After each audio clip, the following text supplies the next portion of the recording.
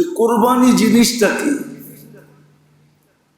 প্রথমত হলো এটা সুন্নতে ইব্রাহিম আলাইহিস সালাম, এটাকে জিন্দা করা। সুন্নতে ইব্রাহিমীকে জিন্দা করা। ইব্রাহিম আলাইহিস সালাম যে সুন্নত স্থাপন করছিলেন আল্লাহর হুকুমে, যদিও এটা হয় নাই, এটাকে আল্লাহ চেঞ্জ করে দিয়েছেন, বদলায় দিয়েছেন। কেননা ওটা হইলে ওটাই যদি বাস্তব থাকতো আর ওটাই যদি করতে হতো তাহলে মানুষের জন্য বিরাট বড় কঠিন হয়ে দাঁড়াইতো। আল্লাহ সুন্নতে ইব্রাহিমীকে জিন্দা করার জন্য ইসমাইল আলাইহিস সালামকে যে জবা করার হুকুম দিছিলেন, ওটাকে জিন্দা করার জন্য তা কিয়ামত পর্যন্ত আল্লাহ কোরবানির প্রচলন রাখছেন। যদিও হুকুম ছিল ইসমাইল আলাইহিস সালামকে জবা করা, আর বিলকুল ময়দান পর্যন্ত নিয়েও গেছেন, ছুরিকে চালায়ও দিছেন, কিন্তু ছুরিকে আল্লাহ চলতে দেন নাই। ছুরিকে আল্লাহ চলতে দেন নাই, ছুরি চলতেছিল। কেননা ইব্রাহিম আলাইহিস সালামের তো চোখ বাঁধা ছিল। ইসমাইল আলাইহিস সালাম বলছিলেন, আব্বা চোখটা বাঁধা নেন, কেননা আপনি আমার চেহারা দেখলে মায়া চলে আসতে পারে। আল্লাহর হুকুমের ভিতরে আল্লাহর ভালোবাসা যেন আমার ভালোবাসার উপরে প্রবল থাকে, ওইখানে যেন কোনো রকমের ধাক্কা না আসে, এই জন্য চোখটা বেঁধা নেন। উনি চোখ বেঁধা নিছিলেন, চোখ বন্ধ ছিল, দেখতেছিলেন না, ছুরি জাগা মতেই চালাইতেছিলেন, কিন্তু আল্লাহ ছুরিকে চলতে দিতেছিলেন না। ছুরি যখন চলছে তখন ছুরির নিচে ইসমাইল আলাইহিস সালাম ছিলেন না, ছিল তো জান্নাতের দুম্বা, ওটা জবা হয়ে গেছে। কোরবানি হলো দুই জিনিসের সমন্বয়।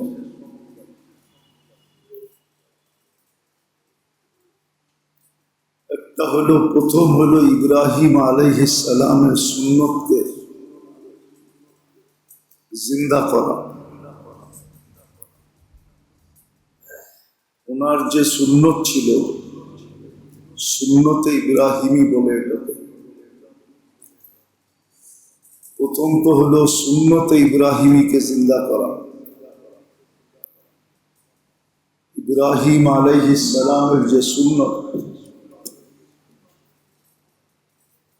এটাকে জিন্দা করা। এটার পিছনে একটা লম্বা ইতিহাস আছে, শর্টে এতটুকুই বলা যায়।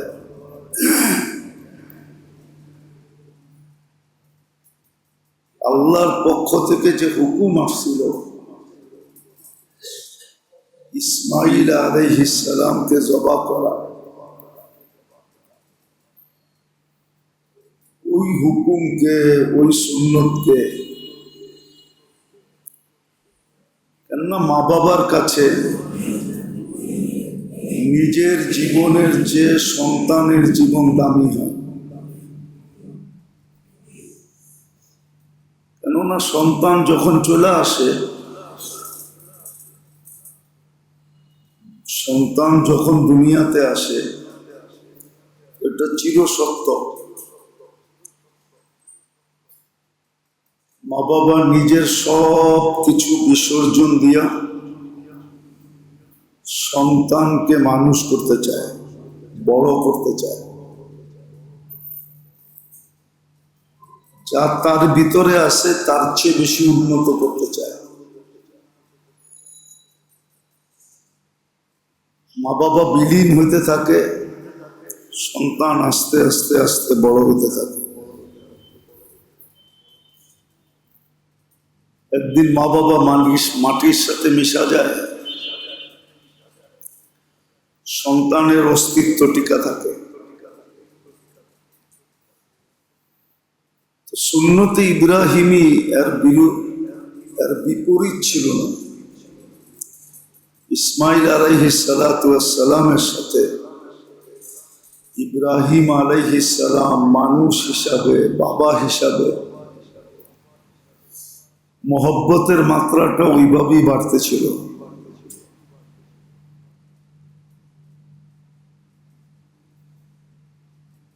কিন্তু পরীক্ষামূলক আল্লাহ দেখতে চাইতেছিলেন, আল্লাহ জানেন। তারপরও দুনিয়ার সামনে একটা উদাহরণ দাঁড় করার জন্য আল্লাহ জানতেন যে সন্তানের সাথে যতই ভালোবাসা হোক, মহব্বত হোক, আল্লাহর মহব্বতের সামনে ইব্রাহিম আলাইহিস সালামের জন্য এটা বড় তুচ্ছ, বড় সামান্য। এটা আল্লাহ জানতেন।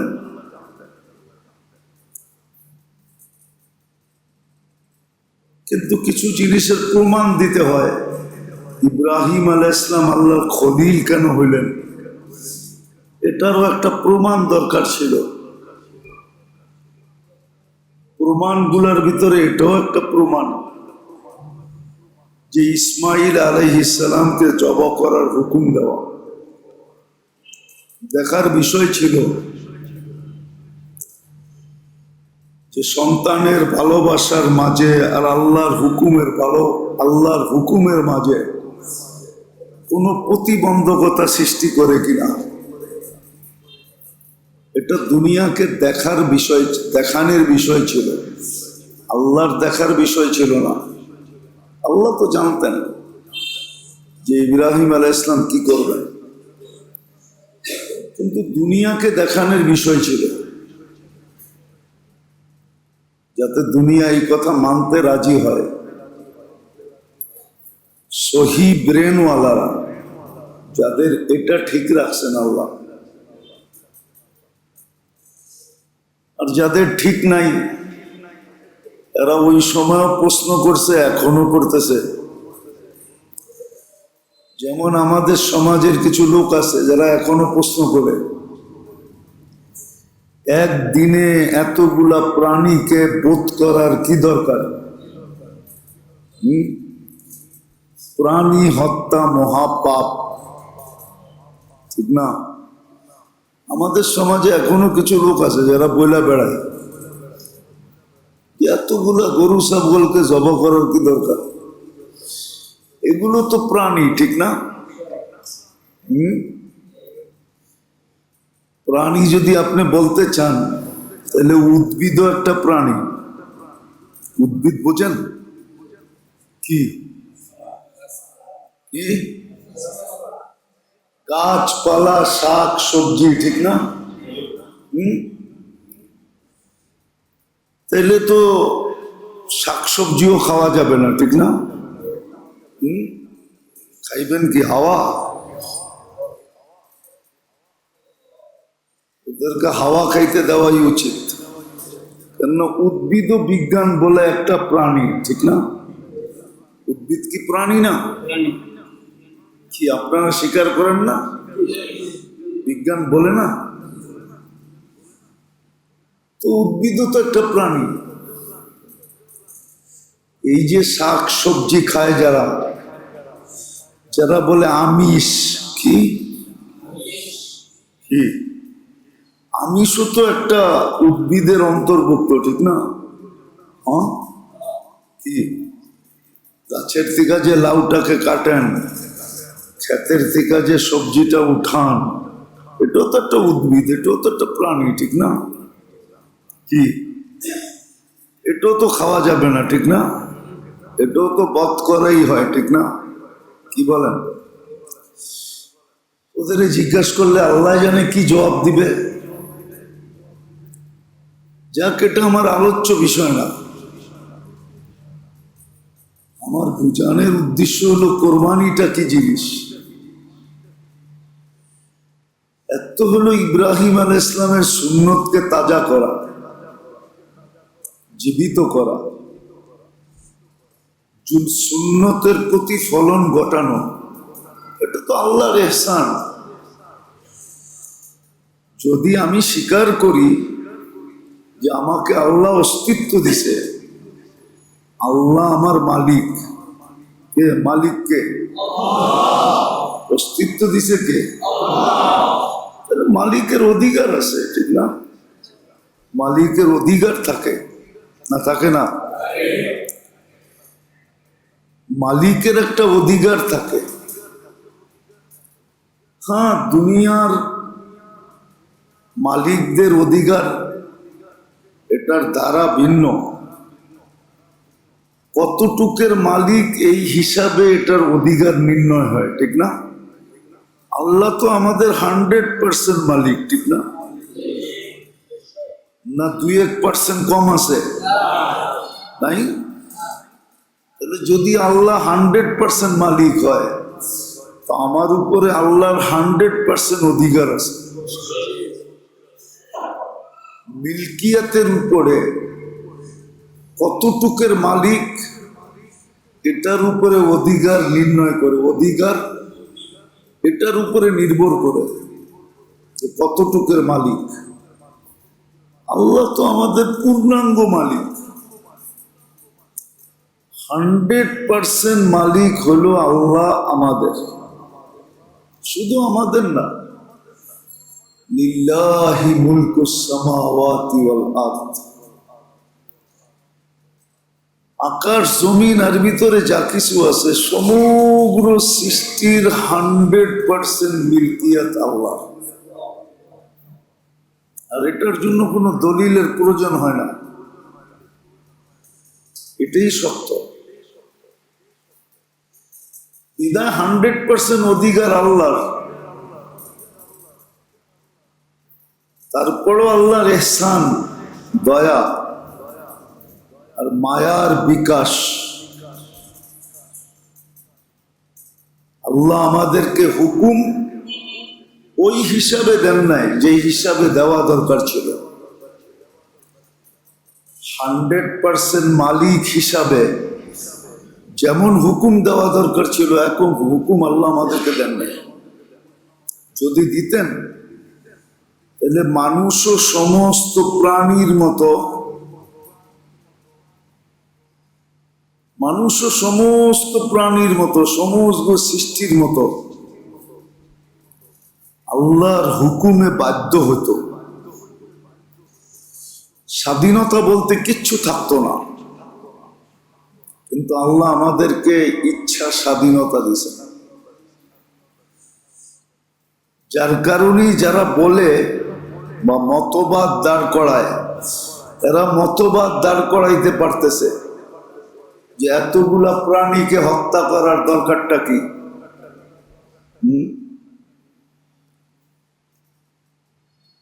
প্রাণী হত্যা মহাপাপ। অথচ মানুষ হত্যা মহাপাপ না। মানুষ হত্যা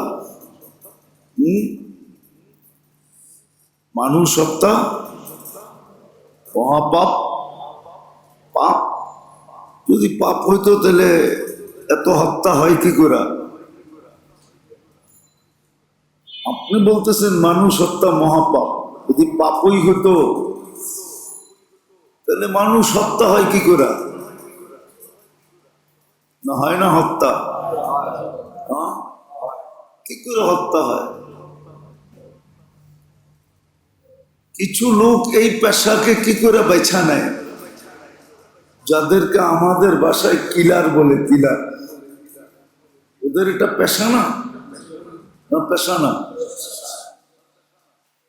কিলার হয় কি করে? মানুষ মানুষকে হত্যা করে কি করে?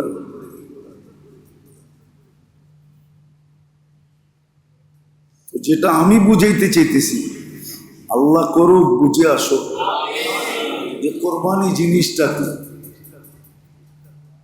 আজকে না বুঝার কারণেই না বুঝার কারণেই এই অবস্থা। হ্যাঁ, যারা বুঝছে তাদের জন্য কোনো সমস্যা নেই, তারা তো চুপে চাপে কামায়া যাইতেছে।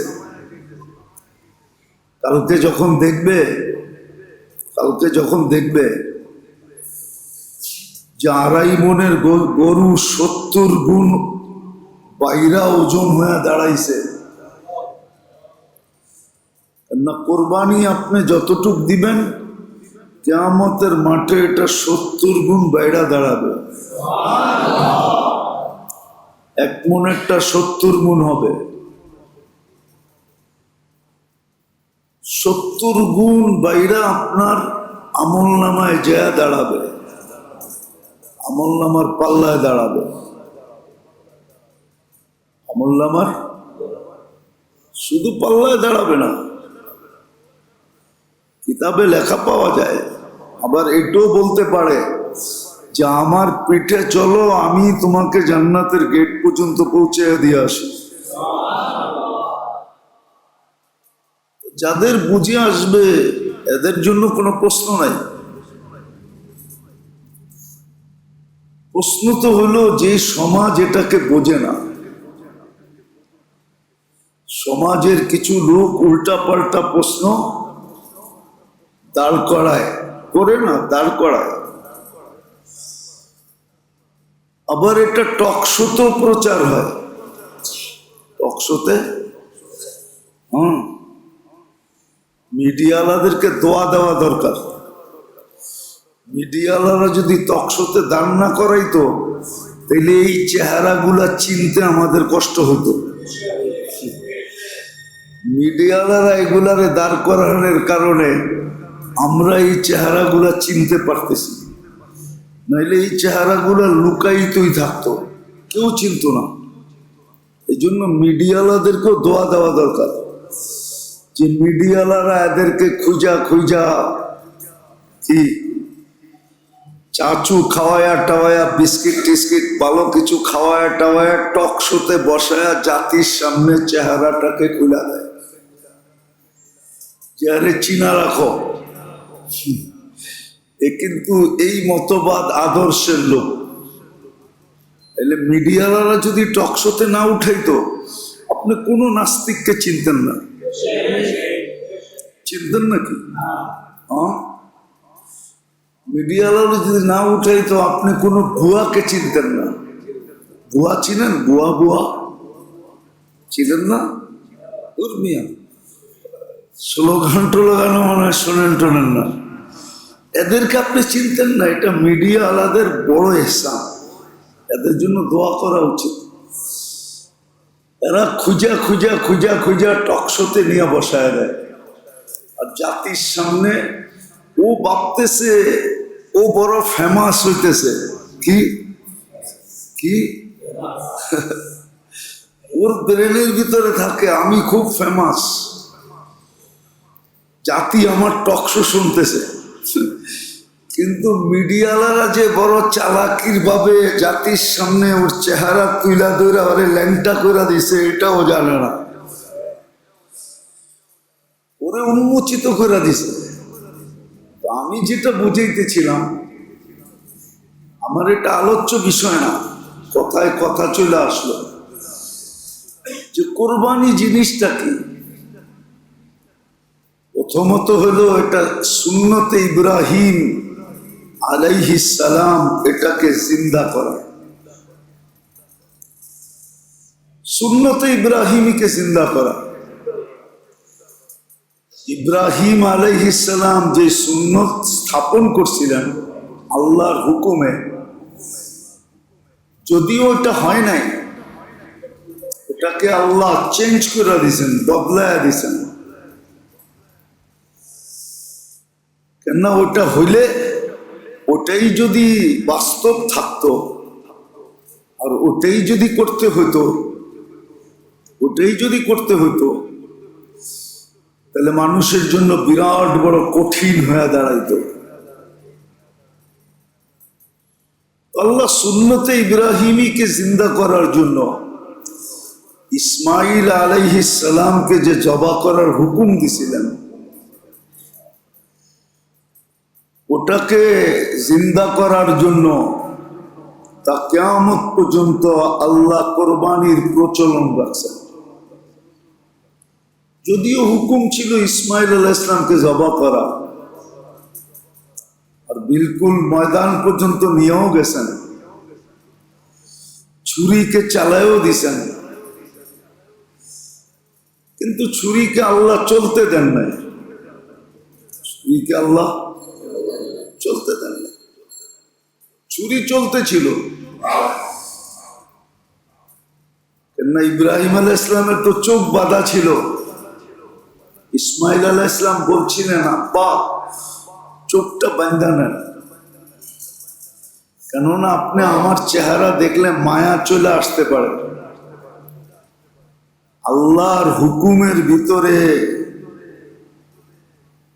আল্লাহর ভালোবাসা যেন আমার ভালোবাসার উপরে প্রবল থাকে, ওইখানে যেন কোনো রকমের ধাক্কা না আসে, এই জন্য চোখটা বেঁধা নেন।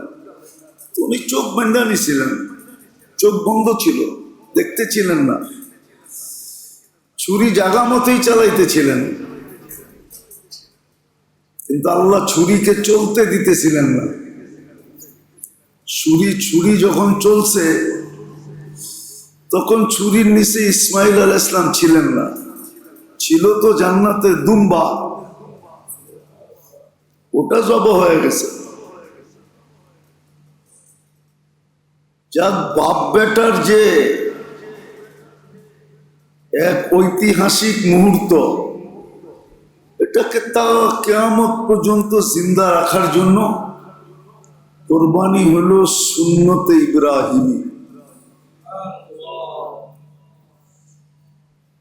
আর খুশি খুশি ওই লোকটাই করবে, সুন্নতে ইব্রাহিমী ওই লোকটাই জীবিত করতে পারবে খুশি খুশি। কি? যে ইব্রাহিম আলাইহিস সালামকে পিতা বলে স্বীকার করবে। কোরআন বলছে আবুকুম ইব্রাহিম, তোমাদের আব্বা ইব্রাহিম, আমাদের আব্বা কিন্তু ইব্রাহিম, আমাদের বাবা। কোরআনের ভাষায় ঘোষণা, আমাদের আব্বাকে ইব্রাহিম। বাবার অনুসরণ অনুকরণ ওই সন্তানই করতে পারে। বাপের ইজ্জত, বাপের কেরিয়ার, বাপের লাইফ স্টাইল, বাপের চালচলন, বাপের কদমে কদমে চলা, ওই সন্তান দ্বারা সম্ভব হয় যে বাবাকে আসলেই বাবা হিসাবে যতটুকু শ্রদ্ধা, স্নেহ, মায়া, মমতা, ভালোবাসা দরকার অতটুকু করতে পারে। সেই কিন্তু বাপের অনুসরণ করতে পারে। আর যেই ছেলের বাপের সম্বন্ধে কোনো প্রশ্ন থাকে, সে কিন্তু বাপেরটা বাপের মতো করতে পারে না, আর বাপের মতো হয়ও না। শুধু শুধু বলে না বাপকা বেটা, বাপকা বেটা ওই ব্যক্তি হতে পারে যে বাপকে আসলেই বাপ বলে স্বীকার করে। সে বাপের থেকে কিঞ্চিত ওদিক ওদিক যায় না, কিঞ্চিত সরে না। বাপের যতগুলা ভালো গুণ আছে এগুলা সে অক্ষরে অক্ষরে নিজের ভিতরে আনে। সুন্নতে ইব্রাহিমী মনের থেকে ওই ব্যক্তি চিন্তা করতে পারবে খুশি খুশি খুশি খুশি যে ইব্রাহিম আলাইহিস সালামকে আসলেই জাতির পিতা হিসাবে মানবে, নিজের পিতা হিসাবে মানবে। একটা হলো জাতির পিতা মানা, আরেকটা হলো আমারই পিতা। দুটার ভিতরে কিন্তু ভিন্ন আছে। আমারই একমাত্র পিতা, যে নিজের একমাত্র পিতা বলে মানবে, সেই কিন্তু সুন্নতে ইব্রাহিমীকে মনের থেকে প্রতিফলিত করতে পারবে, বাস্তব রূপ দিতে পারবে। আর নাইলে যেরকম কোরবানি হয় আমাদের দেশে, ওই যে বলছিলাম না এক জুমা আগে, যে কোরবানি তো হয় না, শোডাউন হয়। কি কোরবানি হয় না, হয় কি শোডাউন। শোডাউন হয় কোরবানি, আসলে কোরবানি না, আসলে কোরবানি না। কোরবানিতে তো শোডাউন নেই। কোরবানি যদি কোরবানি হতো তাহলে গরুর গলায় এত নামি দামি মালা লাগতো না,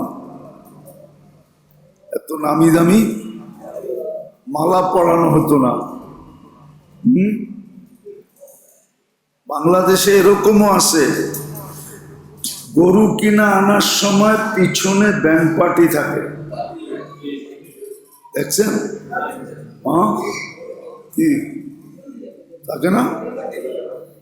না বানায় বলতেছি? বুঝে গেল এটা শোডাউন। কি কোরবানি না, বাস্তব কোরবানি সুন্নতে ইব্রাহিমীকে যদি প্রতিফলিত করতে চায়, আর কিয়ামতের দিন যদি ইব্রাহিম আলাইহিস সালামকে পাশে পাইতে চায়, নিজের পক্ষে পাইতে চায়, তাহলে কোরবানি শোডাউন হবে না, কোরবানি তো হবে লিল্লাহ। কোরবানির ফলসাফা বা ফিলোসফির প্রথম কারণ হলো সুন্নতে ইব্রাহিমীকে জিন্দা করা। ইব্রাহিম আর ইসমাইল আলাইহিস সালাম মিলা বা তিনজনে মিলা যে কাহিনীর অস্তিত্ব দিছেন, আল্লাহ যে কাহিনী ঘটাইতে চাইছিলেন, যে সন্তান আর মা বাবার সাথে যে এক ভালোবাসার বন্ধন পরীক্ষামূলক দেখাইতে চাইছিলেন, যে আমি খলিল কেন বানাইলাম। যদিও দুনিয়ার কাছে সন্তানের ভালোবাসা মা বাবার দিলে, নাইলে সবকিছু সন্তানের জন্য বিলীন করা সম্ভব হতো না। ওই ভালোবাসার বন্ধনের উপরেও আল্লাহর হুকুম কয়েক শত গুণ উপরে, এটাই ইব্রাহিম আলাইহিস সালাম প্রমাণ করছেন। ওই সুন্নতি কিয়ামতের সকাল পর্যন্ত চলতে থাকবে, আর এটাই আল্লাহর হুকুম। তারাকনাহু ফিল আখিরিন, আল্লাহ কোরআনে এটাই হুকুম দিয়েছেন যে আমি আপনার সুন্নতকে কিয়ামত পর্যন্ত এটাকে জীবিত রাখবো, প্রতিষ্ঠিত রাখবো। মুসলমানদেরকে আমি এটার হুকুম দিব যে কিয়ামত পর্যন্ত যেন তারা কোরবানি করতে থাকে। এটা তো একটা কারণ গেল, কোরবানির আরেকটা কারণ আছে। কোরবানির আরেকটা কারণ আছে, যেটা প্রথমে বলছিলাম, যে আমাদের এই ছোট জীবনটা তিন জিনিসের সমন্বয়। একটা হলো আমাদের দেহটা, একটা হলো আমাদের জীবনটা, আরেকটা হলো মিম্মা রাযাকনা, আমাদেরকে যা কিছু দেওয়া হলো, আমাদেরকে যা কিছু সম্পদ রূপে, অর্থ রূপে, সম্পদ বা অর্থ রূপে যা কিছু আমাদেরকে দেওয়া হলো। এই জন্যই আল্লাহ সময় সময় মাসে মাসে এক একটা সুযোগে সুযোগে আমাদেরকে এক একটা হুকুম দেন। যেরকম রমজানে এক ধরনের হুকুম ছিল, রমজানে এক ধরনের হুকুম ছিল, যেটার ভিতরে দেহের মাত্রাটা বেশি ছিল, দেহের মাত্রাটা। রোজা থাকতে হলে পুরো দেহটাকে লাগাইতে হয়, ঠিক না? কি ক্ষুধার্ত, পিপাসিত, ঠিক না? তারাবি, ইবাদত, বন্দেগি, এটা পুরা দেহের ছিল। হ্যাঁ, রমজানের ভিতরে আল্লাহর বাধ্য ছিল না, বাধ্যতামূলক হুকুম ছিল না। দান, খয়রাত, সাদকাত, এটার আল্লাহর পক্ষ থেকে আবেদন ছিল, অনুরোধ ছিল। হুকুম ভিন্ন জিনিস, আবেদন আর অনুরোধ ভিন্ন জিনিস। রমজানে আবেদন ছিল, অনুরোধ ছিল, আবার বিনিময়ে মোটা মোটা পুরস্কারও ছিল। হুকুম ছিল না, ফরজ ছিল না, ওয়াজিব ছিল না, শুধু দেহের উপরেই বেশিরভাগ ছিল। দেহের উপরেই, ভালো মতে মন দিয়ে বুঝলে বুঝে আসবে, নাহলে বুঝে আসবে না। কুমিল্লার ভাষায় বলে না, কথাটা একটু চিকন, কি চিকন কথা, বুঝে আসবে না। রোজাটা ছিল 100, বেশিরভাগই দেহের উপরে। কি ক্ষুধার্ত থাকা, পিপাসিত থাকা, ইবাদত বন্দেগীর মাত্রা বাড়ায় দেওয়া, এটা পুরাটাই দেহের উপরে। তারাবি পড়া, দাঁড়ায় দাঁড়ায় এক পারা কোরআন শরীফ শোনা, এটা পুরো দেহের উপরে ছিল। হ্যাঁ, আল্লাহর পক্ষ থেকে অনুরোধ ছিল, আবেদন ছিল যে তুমি সদকা খয়রাত করতে পারো, করো।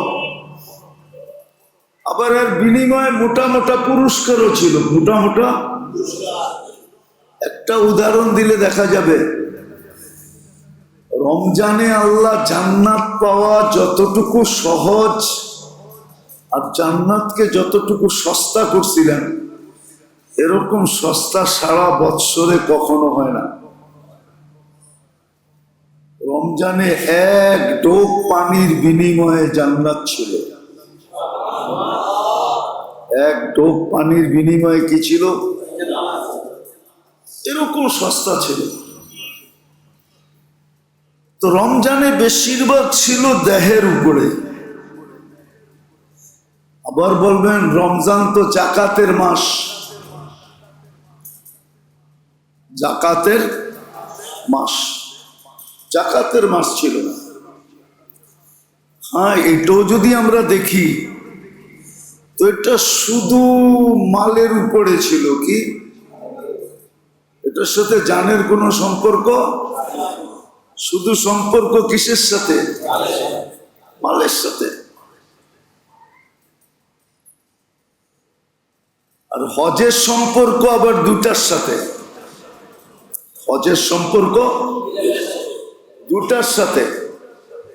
ওইখানে জানও লাগে, মালও লাগে। মাল ছাড়া তো আপনি হজ করতে পারবেন না, ঠিক না? দিন দিন বাড়তেছে, দিন দিন বাড়তেছে। আমরা যখন প্রথম হজে যাই, মনে আছে, ওই সময় এরকম ফর্মালিটি ছিল না। মনে হয় 1,20,000 খরচ হয়েছে সব বাজার সাজার লয়া। কি বাজার সাজার বোঝেন? লাগেজ সাগেজ বোঝেন? মার্কেটিং টার্গেটিং বুঝেন?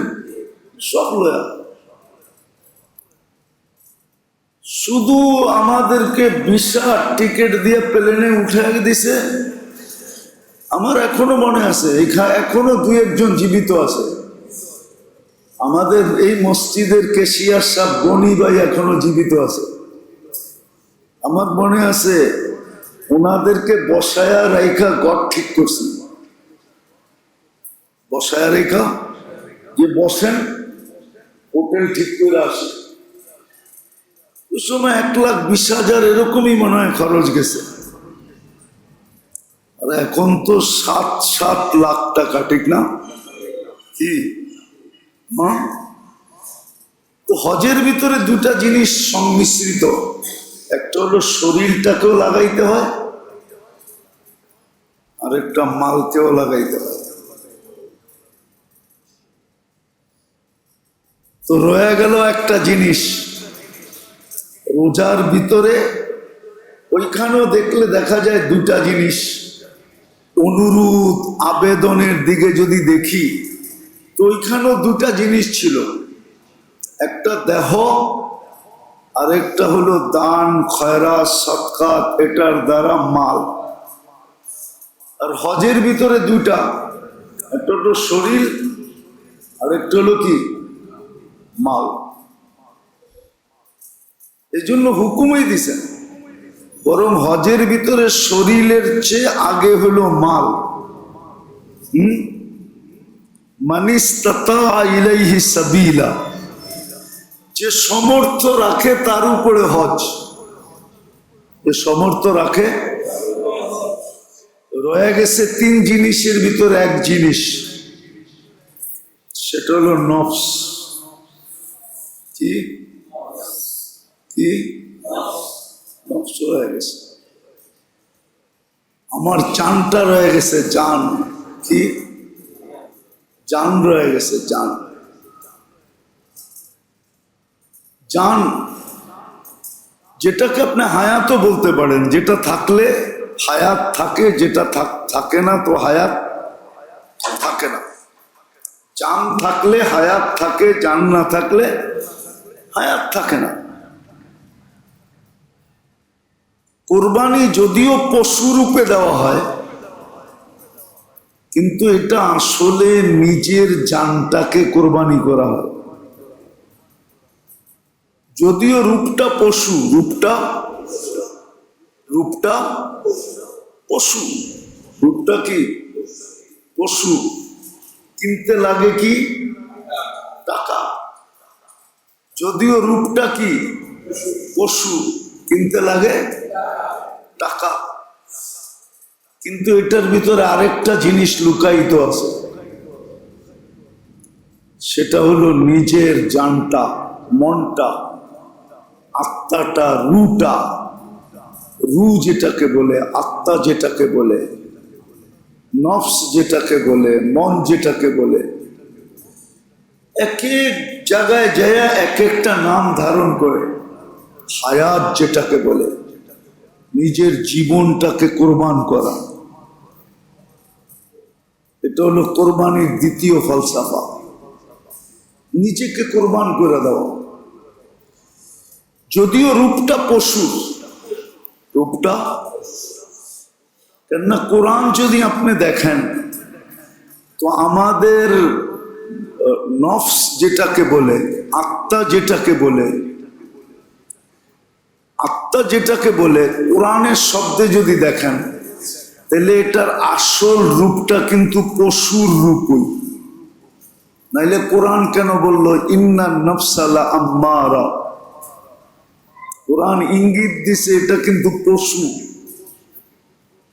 এই জন্য কোনো মনীষী লেখছেন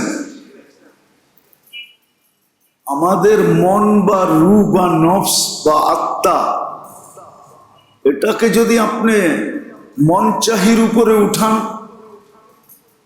মন চাহির উপরে, যে মন যা চাইল আপনি তা করলেন,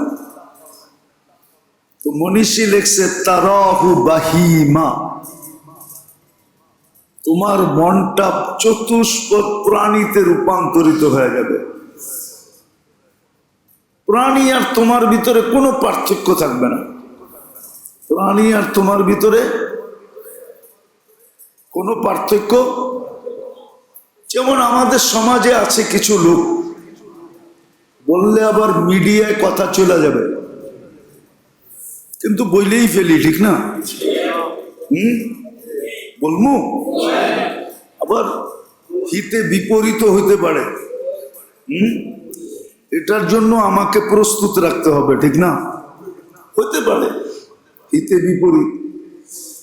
আমাদের সমাজে আছে কিছু লোক হালাল বক্ষণ করার চেয়ে হারাম বক্ষণে আগ্রহী বেশি,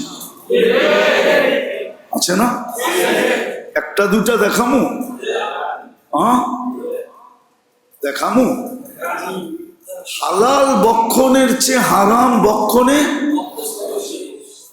অথচ হালাল যদি একটা ফোঁটাও হয় এর ভিতরে যতটুকু বরকত থাকবে, যতটুকু সুখ শান্তি থাকবে, হারাম যদি আটলান্টিকের চেয়ে 100 গুণ বড় হয়, ওটার ভিতরে এক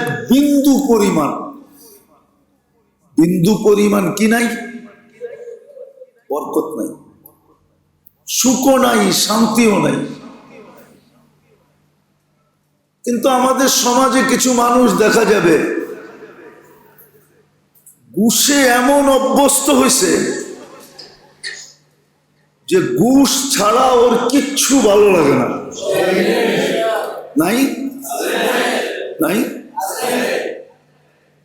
আমাদের সমাজে কিছু মানুষ দেখবেন সুদে এমন অভ্যস্ত হয়েছে, মানে সুদেই ওর কাছে সবচেয়ে বেশি প্রিয়। আপনি দেখবেন আমাদের সমাজে অনেক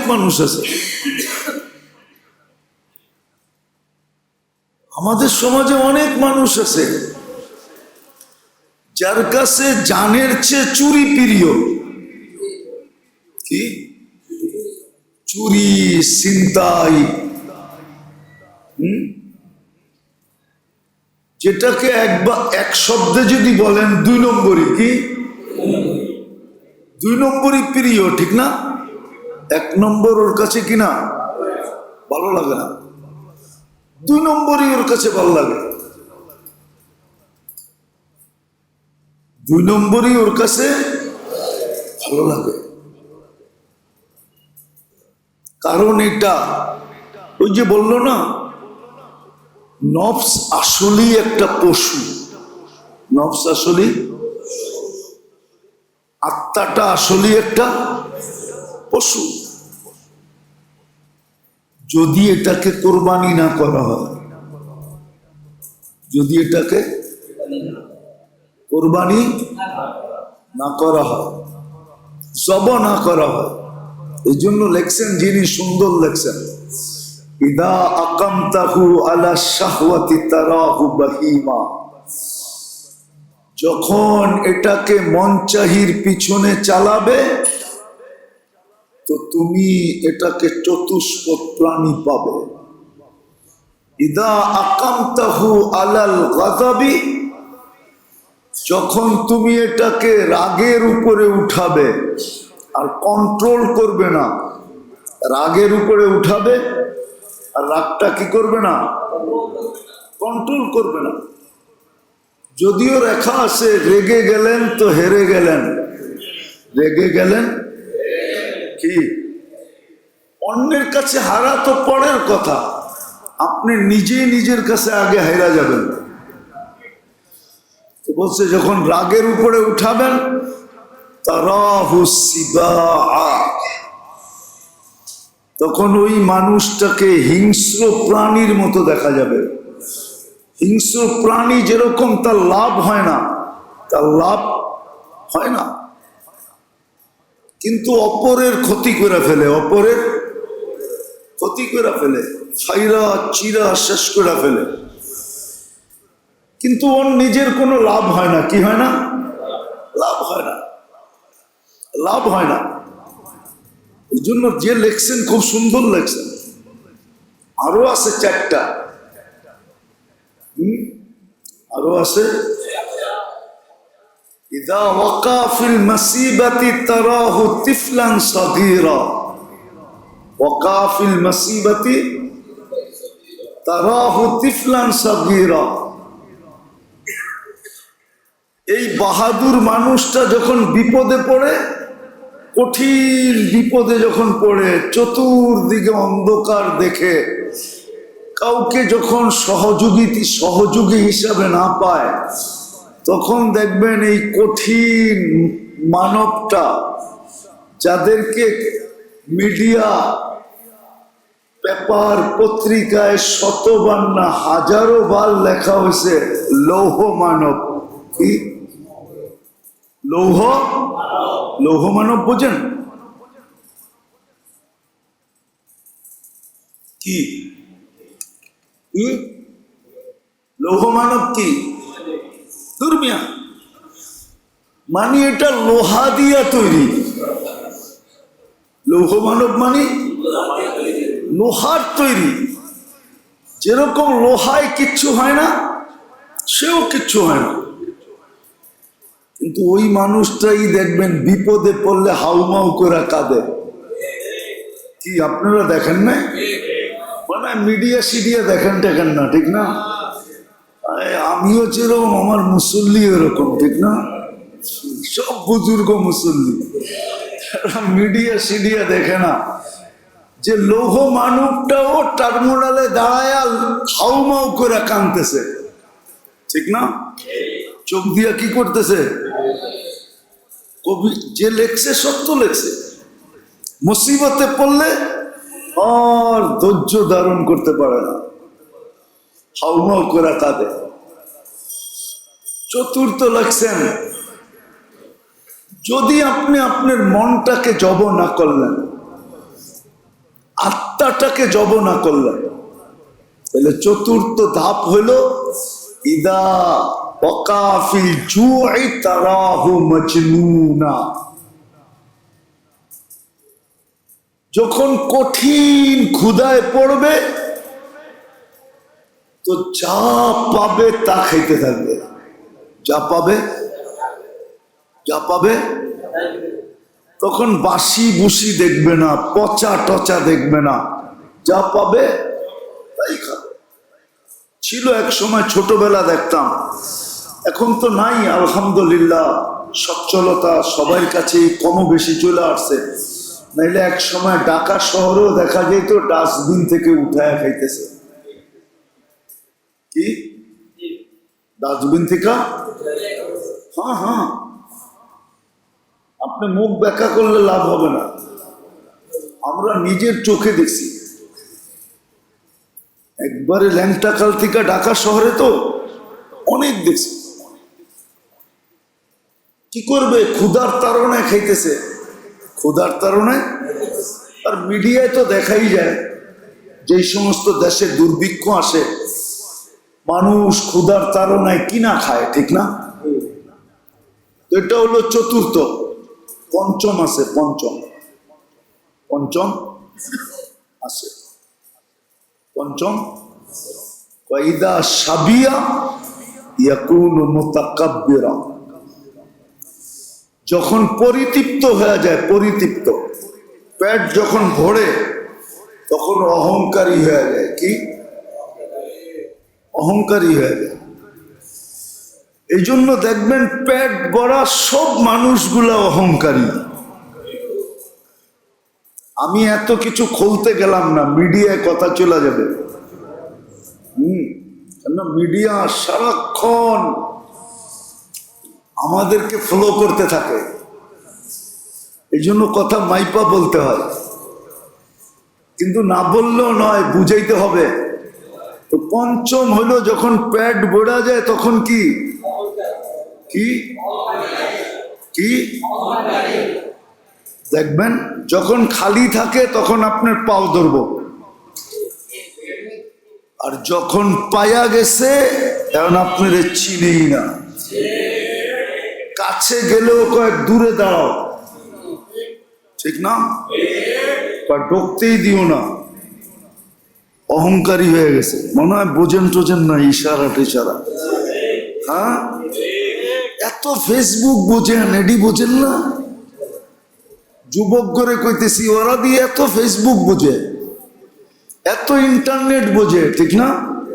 কি মোবাইলের পো করা, ঠিক না? যে মোবাইল বানাইছে, আইফোন যে বানাইছে, ও চিন্তা করে আগে যদি এই যুবক করে পাইতাম তাহলে আমার আইফোনটারে আরো আপডেট বানাইতে পারতাম। ওরা দিয়ে আমারে ফেল করে ফেলছে। কি জিজ্ঞাসা করে? ওরা মোবাইলের একবারে নারী নক্ষত্র জানে। কিন্তু আমি যেটা বুঝাইতে চাইতেছি ওই ইশারা বুঝতেছে না। পেট ভরার আগে একরকম, ঠিক না? আর যখনই পেট ভরতে শুরু করে কি হয়? অহংকারী হয়ে যায়। ভাব কি পাপ কি? এতদিন সবার কাছে দোয়া চাইছে, ঠিক না? এখন সবাই যায় ওনার কাছে দোয়া চাইতে।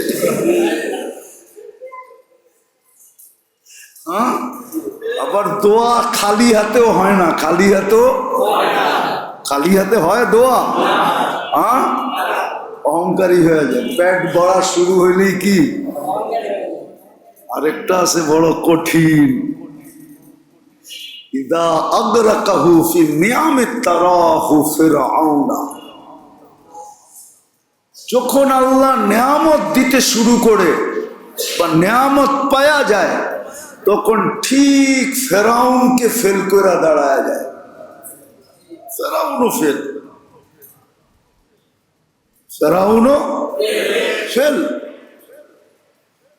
আপনাদের জানার জন্য বলতেছি, ফেরাউন সারা দিন আনা রব্বুকুমুল আলা বলতো, ঠিক না? আর সারা রাত্র যায়া বলতো আল্লাহ আনতাল আলা, আপনি বড়।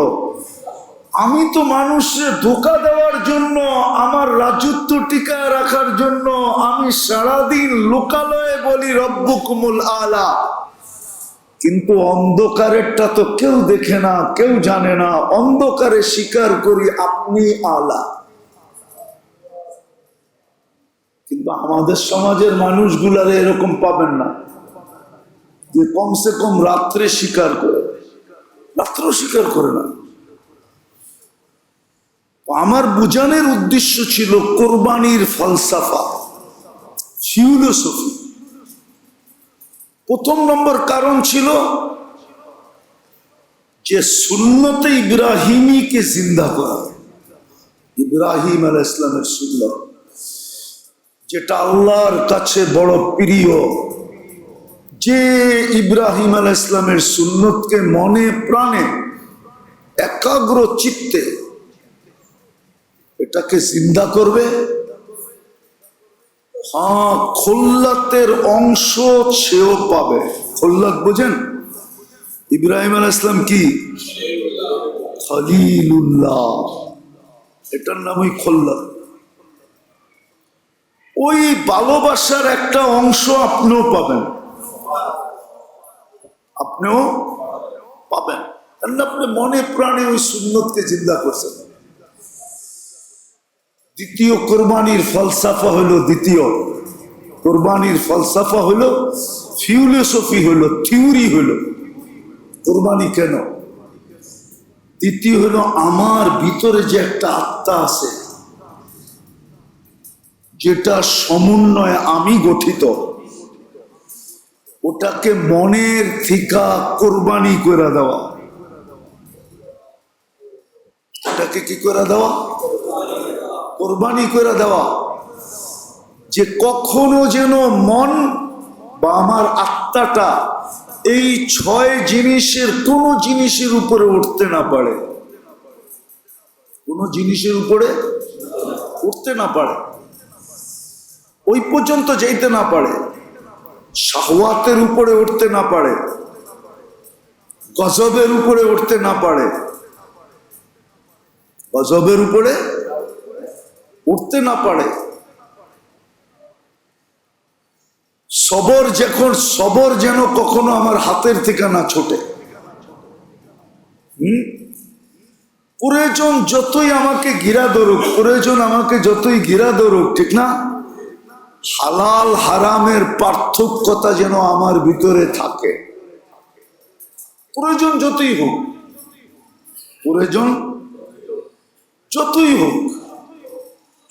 মানুষের জীবনে প্রয়োজন থাকবেই। এই জন্য কি প্রয়োজন মিঠাইতে হারামের ভিতরে ফাঁদ দিতে হবে, পা দিতে হবে? প্রয়োজন যতই হোক। চতুর্থ, আমার পেট যতই বড়, আমি যেন কখনো অহংকারের ছোঁয়ায় না যাই। নেয়ামত আল্লাহ আমাকে যতই দেখ, নেয়ামত আমাদেরকে আর কতটুক দিছেন, আমি অনেকবার আপনাদেরকে দেখাইছি। এই দুনিয়ায় বর্তমানে আব্দুর রহমান ইবনে আউফ রাদিয়াল্লাহু তাআলা আনহুর মতো ধনী নাই। ধনী নেই, সারা দুনিয়া একজনও ওনার মতো ধনী নেই। হ্যাঁ, ওনার ক্যাশ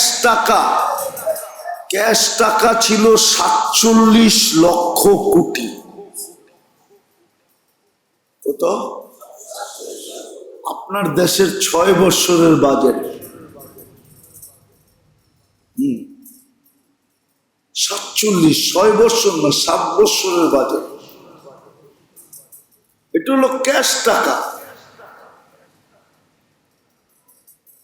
ওনার কাছে যে ঘোড়া ছিল ওটার দাম নির্ণয় করলে আমাদের দেশের 1 বছরের বাজেট হবে। 400 আরবি ঘোড়া ছিল ওনার কাছে, 400। কত? হ্যাঁ, আরেক রেওয়ায়াতে আছে 4000 আরবি ঘোড়া ছিল। কমও বেশি হইতে পারে, ঐতিহাসিক কথা বলতেছি। এক এক ঘোড়ার দাম বর্তমানে 10 মিলিয়ন দেরহাম বা রিয়াল। এবার আপনাদের টাকায় ওটাকে কনভার্ট করেন, এক এক ঘোড়ার দাম। 40,000-এর উপরে বকরি ছিল ওনার কাছে, 40,000-এর উপরে। আমি একবার কেনিয়া গেছিলাম, ওইখানে এক লোকের সাথে আমার দেখা হয়েছিল। ও 60,000 উট আছে, 60,000। এটা মাঝে মাঝে রক্ষণাবেক্ষণ করার জন্য ওর একটা পার্সোনাল হেলিকপ্টার আছে। ওর চারণ ভূমিতে ও মাঝে মাঝে হেলিকপ্টার দিয়ে চক্কর দেয়। আমি চাঁদে গেছিলাম একবার না 6 বার গেছিলাম। তো চাঁদে এক লোককে আমি চিনি যার 36,000 গরু আছে। একটা গরুর গায়েও গলায় একটা রশি নেই। ওর নিজস্ব চারণ ভূমি আছে, 36,000 গরু। কেনিয়ায় দেখছিলাম 60,000 উট। ও পার্সোনাল হেলিকপ্টার আছে। আব্দুর রহমান ইবনে আউফ রাদিয়াল্লাহু তাআলা আনহু 40,000 বকরি ছিল। সবগুলা মিলাইলে আমার কথা সত্য হবে, সারা দুনিয়া ওনার মতো ধনী নাই। কিন্তু উনি অহংকারী ছিলেন না। 10 জনের একজন, আশারায়ে মুবাশশারার একজন। কোরবানির দ্বিতীয় থিওরি হলো যে নিজের আত্মাটা যেটার সমন্বয়ে আমরা গঠিত। দেখো, আত্মা মা রাযাকাকুম, আত্মাকে কোরবানি করে দেওয়া, যেন আত্মা এই 6 জিনিসের স্পর্শে না আসতে পারে, 6 জিনিসের উপরে কখনো না ওঠে, আত্মা যেন না ওঠে, এই জন্য কোরবানি করা। আর যারা আসলি মনের থেকে করে, আসলি হাজি যদি হাজি হয় না, হাজি যদি হাজি হয়, তাইলে কিন্তু হাজি হওয়ার প্রথম নিদর্শনটা ও নিজের হাতে লাগায়। মনে হয় আপনি বোঝেন না কি? ওর গায়ে ও নিজের হাতে নিদর্শনটা লাগায়। এহরাম হলো কাফন। কি? হাজি নিজের ইচ্ছায় নিজের গায়ে লাগায়। তারপরেও যদি হজ করে বাড়িতে ফিরে আসে তো মৌত পর্যন্ত মৃত্যু ব্যক্তির মতো থাকে। কি? মৃত্যু ব্যক্তির মতো, লড়াচড়াহীন। তখন আর বাংলা এই শব্দটা আসে না যে তুই হাজি হয়ে আসছ না। ওই শব্দটা বললাম না, আপনারা জানেন ওই শব্দটা, আমার মুখ দিয়ে বলা শোভনীয় না। তাইলে বাংলায় মানুষ এই কথাটা বলতো না, তুই হাজি হয়ে আসছস না এইটা হয়ে আসছস। তাইলে ওই শব্দটা বাংলায় হাজিদের জন্য বলতেন না, সে কিন্তু নিদর্শনটা নিজের হাতে পড়ছে, ঠিক না? কোনটা? কাফন। সে নিজের হাতে পড়ছে। সে আল্লাহকেও দেখাইছে, দুনিয়াওকে দেখাইছে আমি মুর্দা, আমি 2 কাপড় পরে নিছি। আর হাজি যখন মারা যায় না, তো তাকে এই 2 কাপড়ই দেওয়া হয়। তার এহরামই তাকে পেঁচায়া কবরের ভিতরে দিয়ে দেওয়া হয়। না, হাজির সম্মান অনেক বড়। কিয়ামতের দিন উঠবে তালবিয়া পড়তে পড়তে, লব্বাইক লব্বাইক বলতে বলতে কিয়ামতের দিন কবর থেকে বেরিয়ে যাবে। ওর পজিশনই ভিন্ন। তো হাজির জন্য দ্বিতীয় শব্দটা হতো না। ঠিক আসলে যদি আমরা কোরবানির ফলসাফা বুঝি, তাহলে যারা কোরবানি করে বা করব, আল্লাহ সবাইকে করার তৌফিক দেয়। তাইলে ও কিন্তু আর মনকে কোনোদিন এই 6 জিনিসের স্পর্শে আসতে দিত না। আত্মাকে 6 জিনিসের স্পর্শে আসতে দিত না। কোনোদিন মন চাহি জীবন আর হতো না। কোনোদিন রাত ওর হাতের থেকে ছুটা যেত না। কোনোদিন সবরকে ছাড়তো না। কোনোদিন হালাল হারামের পার্থক্যতা তার ভিতর থেকে উঠা যেত না। যেমন আমি একটু আগেই বলছিলাম যে আমার সমাজে অনেক লোক আছে হালালের চেয়ে হারাম যাদের কাছে প্রিয়। কি আরেকটা শব্দ বলবো, বুঝবেন? এটা একটা গ্রাম্য শব্দ আর কি, বুঝবেন? তাইলে ফাও খাওয়ায় অভ্যস্ত হইতো না। কি খাইটা খাইতে চাইতো, ফাও। আমার সমাজ তো পুরাটাই ফাও খাওয়ায় অভ্যস্ত। ফাও দেখলেই হয়েছে, ঠিক না? ফাও দেখলেই চাপায় পড়ে, ঠিক না? এটা গ্রাম্য শব্দ, অনেক চিকন শব্দ, চিকন। ফায়ে অভ্যস্ত, ফায়ে। এটা হতো না, এটা কোনোদিন হতো না। ভালো মন্দের পার্থক্য তার কাছে থাকতো। চতুর্থ, পেট ভরলেই কখনো অহংকারী হতো না। না, পেট বললে কি হবে, খালি হইতে সময় লাগে না, ঠিক না? কি ফুড পয়জন হইতে, কিন্তু ভালো খাওয়াই কিন্তু ফুড পয়জন হয়, এটা মনে রেখেন। দাওয়াতের খাওয়া খাইলেই মনে হয় বোঝেন না। না মিয়া, ভালো খাওয়া খাইলেই কি হয় আপনি শুনবেন না, শাক ভাত খাইয়া কোনোদিন ফুড পয়জন হয়েছে। গ্রাম্য সাধারণ খায়া, ডাল ভাত খায়া ফুড পয়জন হয়েছে, আপনি শুনবেন না। ফুড পয়জন হবে নামি দামি হোটেলে খাইলে, বড় বড় বিয়ার দাওয়াত খাইলে, বড় বড় পার্টিতে গেলে, তাইলেই ফুড পয়জন হয়। আপনি আমাকে সাধারণ খাওয়ায় ফুড পয়জন দেখাইতে পারবেন না, ঠিক না? তো পেট ভরলেই অহংকারী হবে না, কেননা ফুড পয়জন হয়ে ডায়রিয়া হইতে সময় লাগে না, ঠিক না? লাগে? সময় লাগে। হ্যাঁ, কলা পাতার উপরে ঘুমাইতেও সময় লাগে না, ঠিক না? এই জন্য পেট বললেও অহংকারী কোনোদিন হবে না, যদি আত্মাকে কোরবানি করতে পারে। নেয়ামত যতই আল্লাহ দেখ,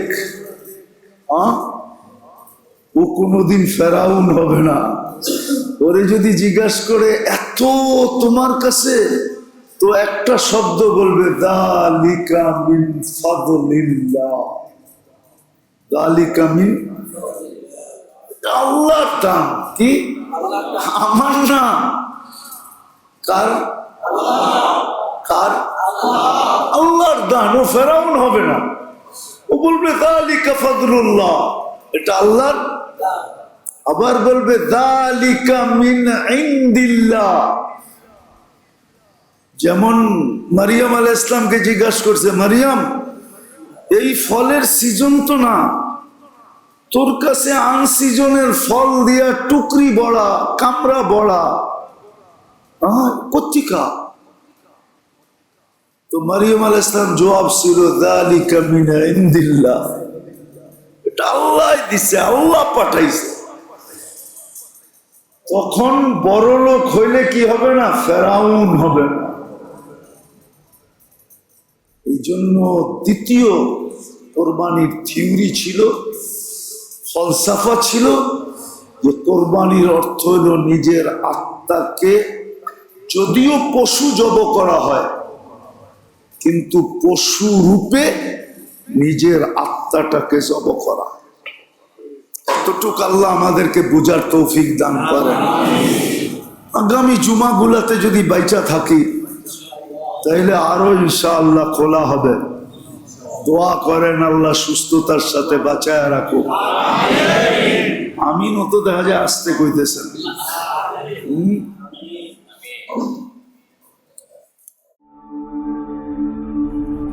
ঢাকা মাহফিল, সুস্থ সমাজ গড়ার বিপ্লবী চেতনায়।